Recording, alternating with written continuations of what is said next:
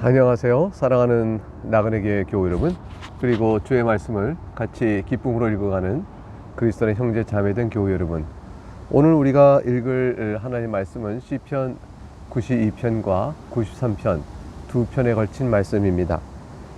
시편 92편은 하나님께 감사함으로 예배할 것을 우리에게 교훈하고, 또 예배를 어떻게 드려야 할 것인지에 관한 주요 내용도 교훈받을 수 있는 시편입니다. 우리가 어떤 마음으로 예배해야 될지, 또 우리의 예배를 받으시는 하나님 어떤 분이신지, 이와 같은 내용들을 풍성히 담고 우리에게 알려주는 귀한 찬양이라 할 것입니다. 1절부터 이제 4절 말씀을 먼저 보죠. 1절 3절은 이제 단락 절절 구분을 한꺼번에 이어붙이고 있죠. 지존자여 시편금과 비포와 수금으로 여호와께 감사하며 주의 이름을 찬양하고 아침마다 주의 인자하심을 알리며 밤마다 주의 성실하심을 베품이 좋으니이다. 4절 여호와여 주께서 행하신 일로 나를 기쁘게 하셨으니 주의 손이 행하신 일로 말미암아 내가 높이 외치리이다. 일단 1절부터 3절이 이렇게 뭉쳐있는 까닭은 그거를 끊어서 절을 붙이게 되면 절의 순서가 또 바뀌어지게 됩니다. 예컨대 지존자여 시편금과 비포와 수금으로 라는 말이 3절에 가서 붙이게 돼 있어요. 근데 우리말 구조상 그렇게 되지 않기 때문에 앞으로 끌어오게 되면서 1절부터 3절의 절의 순서가 원래 원문에 나와 있는, 그러니까 원문이라기보다는 이 보통 히브리어 사본이죠. 그리고 또 우리가 쓰고 있는 모든 번역본들 가운데 붙이고 있는 절의 순서와 또 우리말의 구조상 달라서 절을 붙이기가 순서가 엉클어지니까 1절부터 3절을 이제 같이 모아서 붙여놓은 것입니다. 시편과 비포와 수금으로 우리가 할 수 있는 모든 수단을 다해서 하나님께 찬양하자. 그 까닭은 감사하기 때문이라고 설명하고 있어요.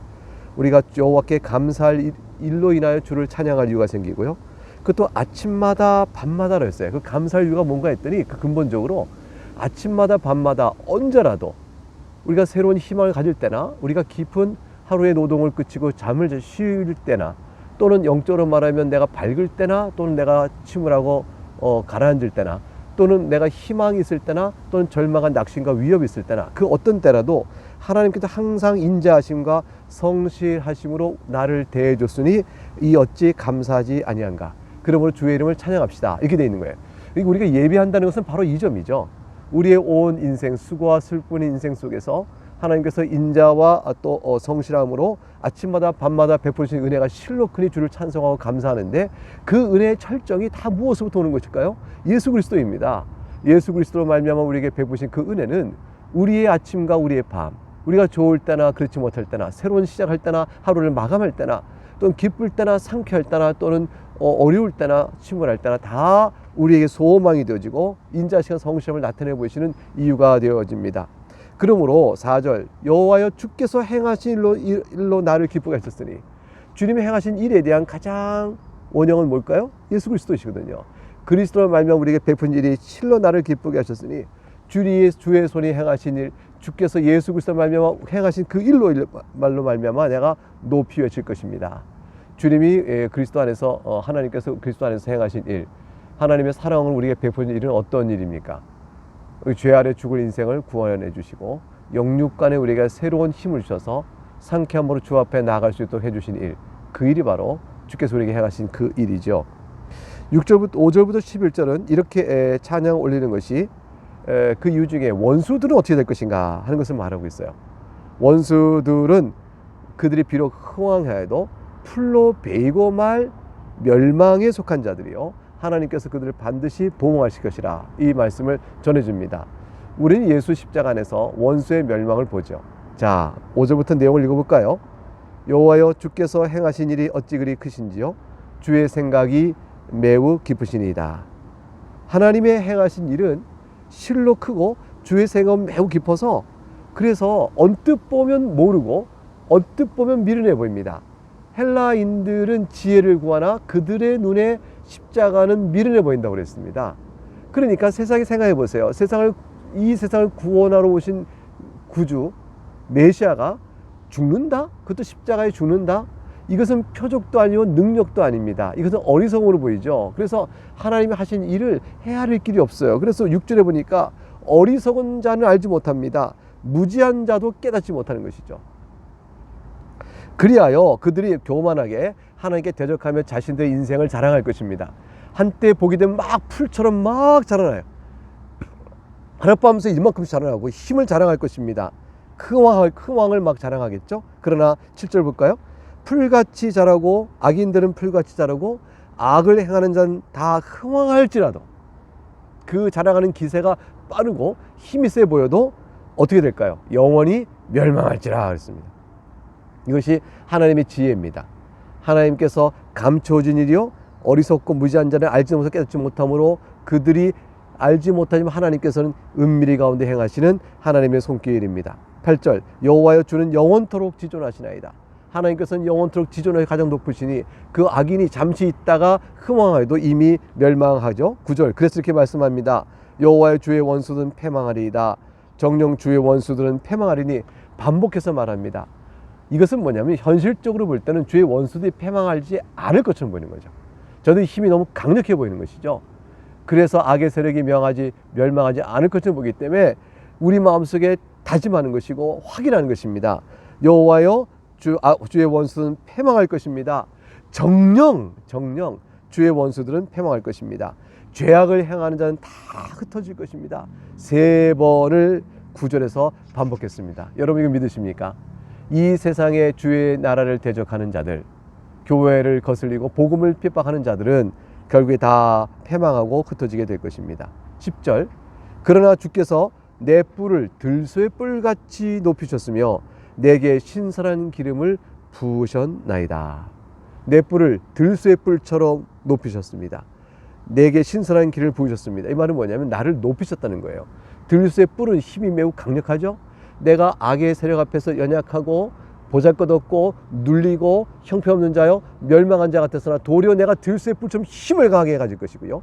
그리고 내가 신선한 기름을 부으니 내가 기름 부은 메시아와 함께 거하는 자가 되는 영광을 입게 되어지는 것이죠. 11절 내가 보는 것은 나를 조롱하고 멸시했던 원수들이 보응받는 것을 내가 눈으로 보게 됩니다.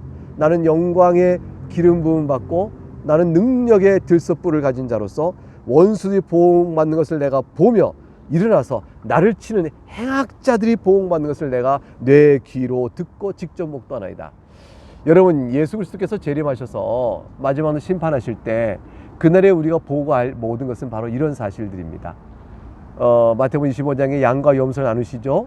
그래서 오른편의 양으로 속하여 구원받은 자들인 우리들은 예수 그리스도와 함께 영광스러운 모습 안에서 왼편 염소로 분류받은 자들의 멸망과 심판의 선을 같이 보면서 우리가 귀로 듣고 눈으로 목도하게 될 것입니다. 그러나 이같이 원수들이 멸망할 때 의인들은 어떻게 될까요? 오늘 12절부터 15절에 의인들이 놓일 그 영광스럽고 복된 모습을 이렇게 표현하고 있습니다. 12절 의인은 종려나무같이 번성하며 레바논의 백항목같이 성장하리로다. 여러분은 저는 비록 우리들은 온전치 못하며 부끄러움이 많은 자들이요 그리고 허물이 많은 자들이요 우리가 또 영원한 하나님의 거룩하심을 바라보며 죄 대응을 한탄하고 회개할 수밖에 없는 자들이지만 예수 그리스도의 의를 우리에게 덧입히심으로 하나님은 우리를 가르쳐 말합니다. 의인이다 이렇게 말해 주십니다. 할렐루야. 이 얼마나 놀라워요. 종려나무같이 번성하며 레바논의 백합목같이 성장하리니 굵고 아름다움은 크게 성장할 것입니다. 왜요? 13절 이는 이유를 말합니다. 여호와의 집에 심겼으며 우리 하나님의 뜰 안에서 번성하리로다. 하나님 나라의 뿌리를 받고 있으니 영원토록 생명의 기운을 갖고 살아가는 것이죠. 여러분 요한계시록 생각해 보세요. 또는 창조 타락 전에 에덴 동산 생각해 보세요. 또 하나님께 받을 새하늘과 새 땅 새 예루살렘에서 우리 누릴 영광스러운 생명의 때를 바라보시면 그때 생명수가 강처럼 흐르고 양 옆에는 생명나무가 과실을 맺는다 했을 때 이것이 어떨까요? 여호와의 집에 심겼으며 여호와 뜰에서 번성하는 모습이 아니겠습니까? 그래서 14절 늙어도 여전히 결실하며 진액이 풍족하고 빛이 청정하다 되어 있어요. 요한계시록 21장이 생각나죠? 바로 그것입니다. 22장까지 흘러오면서 우리가 그날에서 그곳에서 생명수를 받아 생명나무의 열매를 청정히 맺어서 때에 따라 풍성한 과실을 계속해서 맺게 될 그 영광스러운 모습은 우리가 지금은 온전히 거룩하지 못하나 그러나 그날에 영광스럽게 만드실 때 우리 심령을 완전히 거룩하게 만드실 거예요. 그리고 우리 몸도 이 몸이 아니라 썩어질 몸이 아니요 거룩한 몸으로 바꿔주실 것입니다. 그래서 우리는 새로운 모습으로 새하늘과 새 땅의 주님을 찬양하는 모습 속에 살게 될 그날의 모습의 구약적 표현이 늙어도 여전히 결실하며 진에게 풍족하고 빛이 청정하다, 이렇게 되어 있는 것이죠. 이 일들이 과연 이루어질까요? 15절, 그렇습니다. 여호와의 정직하심 때문에 이루어질 것이고요, 여호와께서 나의 바위가 되실 거니 흔들림이 없을 것이고요, 그에게는 불의가 없으니 반드시 악인은 심판하고 우리에게 약속하신 바는 신실하게 이루실 것입니다. 그러므로 우리가 하나님을, 그 하나님의 공의로움과 그 신실하심과 정직하심과 인애와 자비를 선포하는 것, 그것이 바로 예배입니다. 주일에 나와 예배하실 때 여러분 이 글을 지금 토요일에 읽지 않으시겠어요? 그럼 바로 내일입니다. 내일 주 앞에 나오는 예배 때 우리 무엇을 찬양하는가? 주께서 베푸신 그 은혜의 십자가 일로 인해서 세상 사람에게는 미련해 보이는 일, 감춰진 일, 어리석은 일인데 우리는 예배의 자리에 나옵니다. 주일날 예배에 힘써 나옵니다. 남들은 쉬어야겠다, 피곤하다 하지만 우리는 나갑니다. 하나님 예배 자리에 와서 하나님께 예배합니다. 악인은 미련하여 보지 못하는 진리를 우리는 성령 안에서 보고 하나님의 그 은혜를 바라보며 십자가 안에서 우리에게 용서하신 그 은혜와 부활의 능력으로 살아갈 그 영원한 하나님의 우리를 향한 신실하신 은혜, 그걸 바라보면서 이 땅의 수고와 슬픔의 인생 속을 감당해 가면서 새롭게 사는 것입니다. 이것이 예배의 기쁨이요 감격입니다. 우리가 감사함으로 하나님께 나가서 예배하지 않으시겠습니까? 이 은혜를 기억하시면서 또 힘을 내서 내일 예배 자리에 함께 나와 여러분과 예배하는 큰 기쁨을 기대해 보겠습니다. 네, 오늘은 또 이어서 93편을 같이 읽습니다. 5절로 된 짧은 시편인데요, 이 내용을 한번 보겠습니다. 창조주 하나님께서 우주에 대한 주권을 갖고 계시다는 걸 찬양하는 것이 93편입니다. 하나님이 창조주가 아니시면 하나님께서 우리를 향한 구원의 손길도 온전하거나 완벽하거나 우리가 신뢰할 수 없겠죠. 그러나 하나님은 창조주시요 역사를 다스리시는 주권자이시기 때문에 하나님의 통치시, 하나님의 다스리심, 그 통치하심이 결코 흔들리지 않고 영원하다. 그러니 예수 그리스도 안에서 우리에게 약속하신 그 능력의 구원의 말씀은 반드시 영원하게 견고하게 이루어질 것이라. 세상에 큰 물이 나서 우리를 덮치며 위협한다 할지라도 결코 그것이 우리를 해치지 못한다. 왜냐하면 하나님의 능력은 그것들을 간단히 제압할 만큼 권능 있는 통치하시는 분이시기 때문이다. 이렇게 되어 있죠. 그 내용부터 한번 1절부터 5절까지 내용을 볼까요? 1절, 여호와께서 다스리신다. 처음부터 이제 선언합니다. 여호와께서 다스리시니 스스로 권위를 입으셨도다. 무슨 말일까요? 하나님은 다른 어떤 존재로부터 다스리는 권세를 받아 다스리는 분이 아니십니다. 세상의 어떤 왕도, 세상의 어떤 권력도 위임받는 것이죠. 궁극주는 하나님이 그렇게 하도록 섭리 가운데 세우셨으므로 하는 것에 불과하죠. 스스로 존재 자체도 인간은 스스로 있지 못합니다. 우리는 있다가 사라진 존재입니다. 온 우주도 만들어진 것이므로 없을 때가 있고 한순간에 사라질 수가 있습니다. 그러나 하나님은 영원토록 계심으로 스스로 존재하시고 스스로 계시니 그분이 행하시는 모든 다스림은 누구에게로부터 받는 것이 아닙니다. 그러므로 다스림을 기억하라. 그분은, 그 통치는 스스로 자신에게 나오는 권위니라. 창조주에게서만 가능한 표현을 하고 있습니다. 따라서 여호와께서는 능력의 옷을 입으셔서 그 능력을 행사하시는데 그 띠를 띄우셨는데 스스로 띠를 띄우신 것이죠. 하나님의 능력의 근원은 자신에게 있다라는 사실을 1절에 선언합니다. 그러나 그분은 말미암아 전 세계도 견고히 서고 흔들리지 아니하다. 이러면은 이 세상이 스스로 견고하고 흔들리지 않는다는 것이 아니고요, 하나님께서 그를 붙들어 주시니, 창조하신 하나님이 세상의 질서를 보존하시니 이 세상이 지금도 보존되고 있다는 뜻이에요. 내일도 이 세상이 보존될까? 그럴 것이에요. 하나님께 정하신 때가 되어져서 세상을 새롭게 할 날이 될 때까지는 이 세상은 하나님께서 보존하시는 그 섭리의 다스림 안에서 견고할 것입니다. 2절, 주의 보좌는 예로부터 견고히 섰으며 주는 영원부터 계셨나이다. 보좌가 예로부터 견고했다는 것은 하나님 스스로 계신다는 뜻이고, 영원부터 계셨나이다 반복한 것은 결국 예나 앞으로도 영원토록 계실 하나님이시다 라는 걸 말하죠. 결국 1절과 2절 속에서는 하나님의 자존성, 그의 영원성, 그러므로 통치의 권위도 스스로에게 있다라는 사실을 고백하는 하나님이 어떤 분인가에 대한 고백이 1절과 2절에 나와 있습니다. 하나님이 이런 분이니까 이 세상의 그 어떤 것이 하나님의 통치를 거슬려 자기 뜻을 이룰 수 있을까요? 그 모든 하나님의 통치 아래 심판을 받을 자에 불과합니다. 그 3절과 4절에 이렇게 기록되어 있는 것이죠. 여호와여 큰 물이 소를 높였고 큰 물이 그 소를 높였으니 큰 물이 그 물결을 높이나이다. 세상에서 우리가 볼 때는요, 큰 물이 소를 높였고 큰 물이 그 소를 높였고 큰 물이 물결을 높였나이다 이러니까 무서운 거예요. 우리 이 땅에 사는 동안에 세상에 보이는 세력이 너무 무섭습니다. 이 세상의 공중 권세 잡은 자, 마귀의 영향권 안에서 악한 자들이 세상의 권력과 힘과 지혜와 그들 모든 걸 모아가지고 많은 수의 사람들이 모여서 우리를 향하여 너희는 잘못됐다, 너희는 거짓이다, 교회를 핍박하라, 복음은 거짓이다 라고 막 몰려올 때, 예수를 버리라 라고 말할 때, 하나님을 부인하라고 말하고 몰려올 때, 마치 하나님의 창조를 믿고 하나님의 다스를 믿고 예수 그리스도의 죄 용서와 하나님 앞에서 다시 오실 심판을 바라보면서 그리스도 믿는 사람으로 살아가고자 할 때, 우리 살아가는 모든 삶을 저들이 조롱하며 없이 여기며 핍박할 때 말이죠, 무서워요.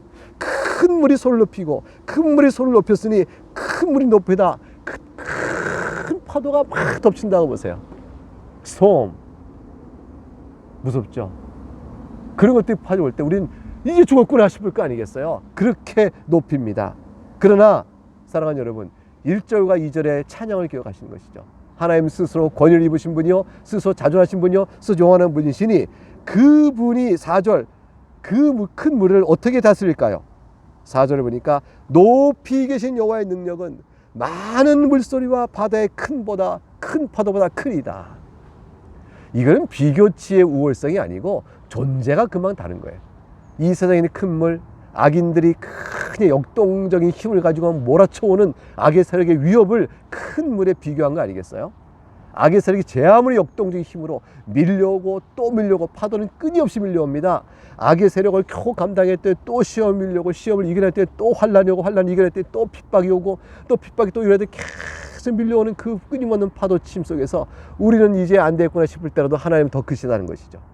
그래서 하나님 안에 있는 자들은, 하나님 있는 자들은 견고하게 세워질 수가 있습니다. 대저 하나님 앞에서는 아무것도 아니거든요.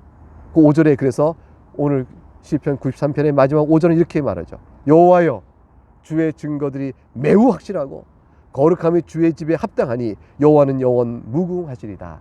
하나님에 대한 찬양으로 시편을 맺습니다. 주의 증거란 것은 주께서 하신 말씀, 곧 교훈을 뜻합니다. 주의 교훈은 매우 확실합니다. 그는 견고하고 진리가 분명합니다. 그래서 그건 흔들림이 흐릿하지 않아요. 정확합니다. 견고하다는 뜻이죠. 그래서 신실하심과 또 위대하심이 영구합니다. 거룩함이 주의 집에 합당하니, 악이 어떻게 거룩한 집에 들어올 수 있으며 하나님 앞에서 견딜 수가 있겠습니까? 그 하나님께서 영원무궁하시니 일시적으로 견디면 하나님 몰래 다시 또 올 수 있는 악의 세력은 없습니다. 영원무궁한 하나님 앞에서 하나님의 정죄와 심판 아래 악인들은 영원히 제압을 당할 것입니다. 그러므로 어떻습니까? 시편 92편과 93편을 이어서 생각했을 때 우리들은 하나님 앞에 예배하는 것이 어떤 것인가를 알 수 있게 되겠죠? 우리가 하나님 앞에 예배하는 모든 것들은 바로 이 능력의 하나님, 약속의 하나님을 바라보는 것입니다. 한결같은 공의와 자비로운 통치 아래서 악인들은 심판하시고 의인들은 구원하시며 우리에게 약속하신 바를 신실하게 지키시는 그 하나님, 그 하나님의 구원을 의지하며 내가 사나 죽으나 예수 그리스도께 속했음을 자랑스럽게 여기고 오늘 하루도 힘있게 살아가는 것입니다. 내일도 힘있게 살아가는 것입니다. 주님께서 우리에게 약속하신 그날, 우리의 영혼을 불러 낙원에 이르게 하시고 또 주께서 다시 오실 그날이 될 때까지 말이죠.